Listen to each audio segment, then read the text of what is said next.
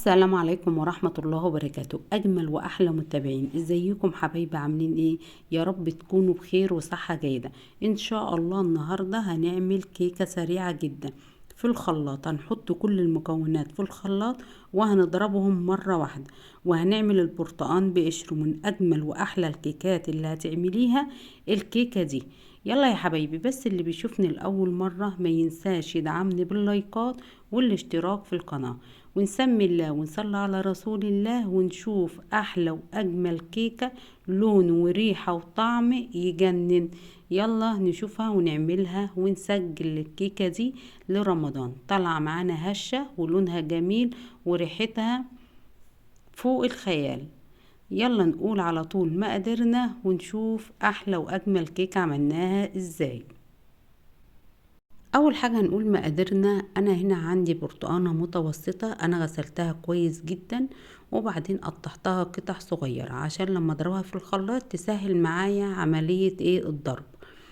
وعندي كوباية من الزيت النباتي، اهم حاجة نتأكد من الجودة والريحة كويسة جدا، واربع بيضات بدرجة حرارة الغرفة، وعندي كوباية الا ربع من الزيت.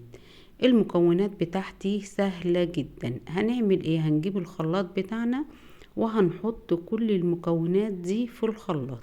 نزلت بالبرتقانة وبعدها بالاربع بيضات وبعدها السكر والزيت. كل المكونات بتاعتنا هنضربها في الخلاط. شايفين يا حبايبي الطريقة سهلة جدا وبسيطة، والبنات المبتدئين يقدروا يعملوها، ما تاخدش معاهم نص ساعة. خلاص كده احنا حطينا المكونات كلها. هنحط بما اني في بيض هنحط فانيليا. انا هنا عندي الفانيليا بتاعتي بنكهة البرتقال. لو عندك اي فانيليا سايلة، اي فانيليا حطيها، المتاح عندك حطيه. وهنزل هنا بمعلقة صغيرة من الخل.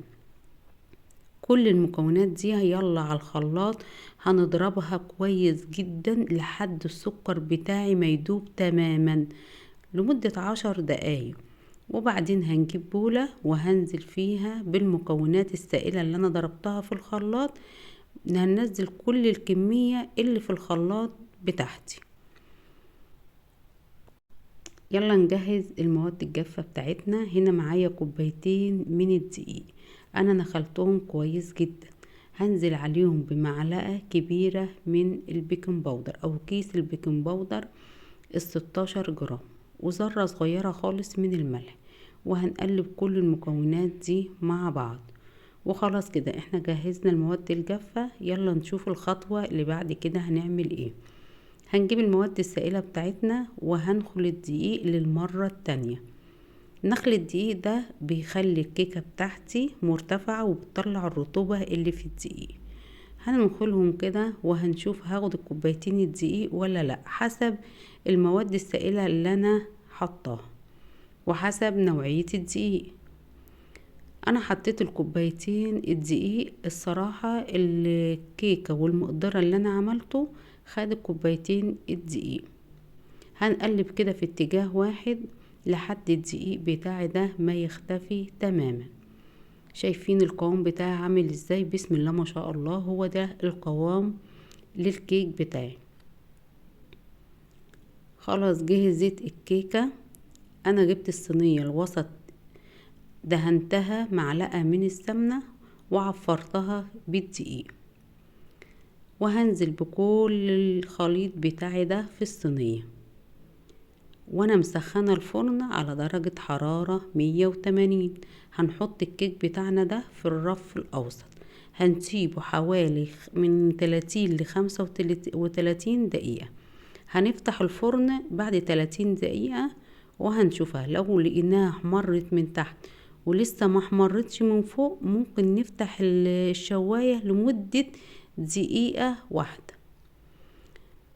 يلا ندخلها الفرن. وخلاص الكيكة انا حطيتها في الفرن. يلا نعمل الشربات اللي هنسقي بيه الكيكة بتاعتنا الجميلة دي. معايا نص كوباية من السكر على كوباية عصير برتقال، وهنقلب السكر مع البرتقال وبعدها هنرفعها على النار. واول ما يبدأ يغلي نص ليمونة وهنعصرها. اول ما يغلي بعد الغليان بدقيقتين هننزل الشربات بتاعنا ده، دقيقتين بس. وخلاص شايفين الكيكة بتاعتنا بسم الله ما شاء الله طالعة لونها وريحتها تجنن. بنختبرها بعصاية الشيش طاووق وهنلقاها العصاية طلعت ما فيهاش اي مواد سائلة، خلاص يبقى الكيكة بتاعتنا كده استوت. وهنبدأ كده نعمل فتحات فيها بعد ما يعني الكيكة بتاعتي دافية والشربات بتاعي بارد. هنبدأ بقى ننزل بالشربات ده على الكيك. شايفين ريحتها بسم الله ما شاء الله جميلة جدا. وهنبدأ هنحط الكمية كلها والكيك هيشربها. بعد ما حطينا الشربات والكيك شرب الشربات هنسيبها كده لمدة 5 دقايق لحد ما تشرب الشربات بتاعها كله. وهنبدأ بقى كده نزينها بحبة من جوز الهند، واللي ما بيحبش جوز الهند خلاص قدميها كده وبالهنا والشفا. انا هنا كان عندي حبة جوز الهند، هزين وشها كده. من اجمل واحلى الكيكات اللي هتعمليها الكيكة دي، اعمليها بنفس الخطوات وهتطلع معاكي بسم الله ما شاء الله، هتعجبك وهتعجب افراد اسرتك وهتنفعك في العزومات وفي رمضان. كل سنة وانتم طيبين. وهنبدأ بقى نقطع الكيكة بتاعتنا دي ونعمل القطع زي ما انت عايزة كبيرة عايزة صغيرة براحتك خالص وحسب ذوقك واختيارك.